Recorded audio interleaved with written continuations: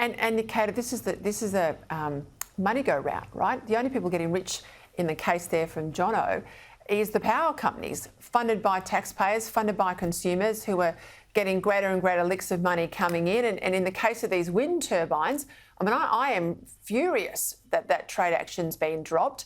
We'll be flooded yet again with Chinese wind turbines. 90-odd% of our market comes from China. Ditto with photovoltaics, solar panels. And of course, we know they're banking on offshore wind in a big way to get to these targets. A lot of those companies are foreign owned. You know, they're out of the Netherlands, they're out of Norway, they're out of Europe. Australians will lose jobs here. The money's not staying in Australia.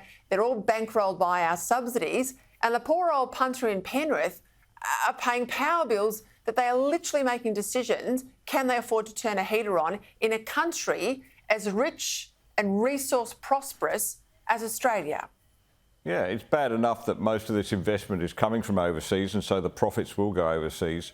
But it's worse in the case of China, and giving the green light to China to just move in to the turbine market and do what it did with solar panels, which is basically to become the dominant player in the market as a first step to becoming the only player in the market. You know, 85% of the world's solar panels come from China.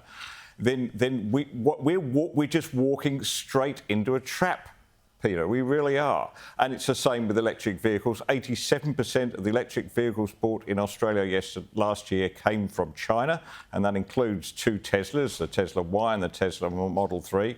And then you go to the transmission lines, where all the steel, the aluminium cable, the whole box and dice is largely coming from China. We are going to be absolutely in debt to China by the end of the century, end of the decade. Sorry, we won't be able to do anything in the energy sector without them. And Chris Bowen talks about us becoming a renewable energy superpower. I mean, he's delusional, quite frankly, Peter. China is already the dominant renewable energy superpower and will be the only one for some time to come.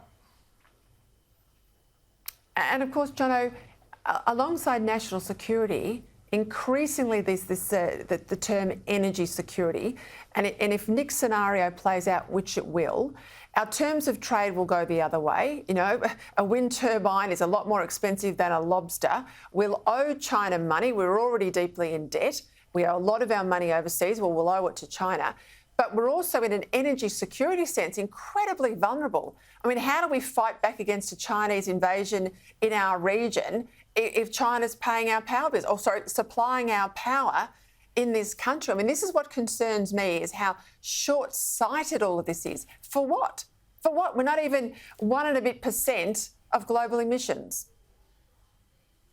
Yeah, again, ideology driving decision-making around the future of our country is always going to end in disaster.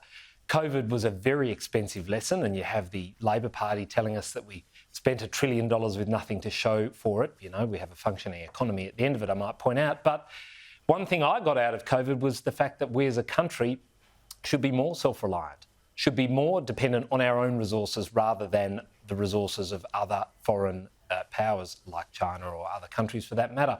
So the decisions that are being made that make us more exposed and more vulnerable, leading us into a situation where we will be paying more at the behest of other countries, I think is gross negligence on the part of this government. And again, as I said before, there's no answer. There's no response to this problem. They don't seem to think it's a problem in the Labor Party. They're happy to sign our sovereignty away in many areas, including in energy security, it appears, and that is incredibly concerning for every Australian of every demographic in every part of the country.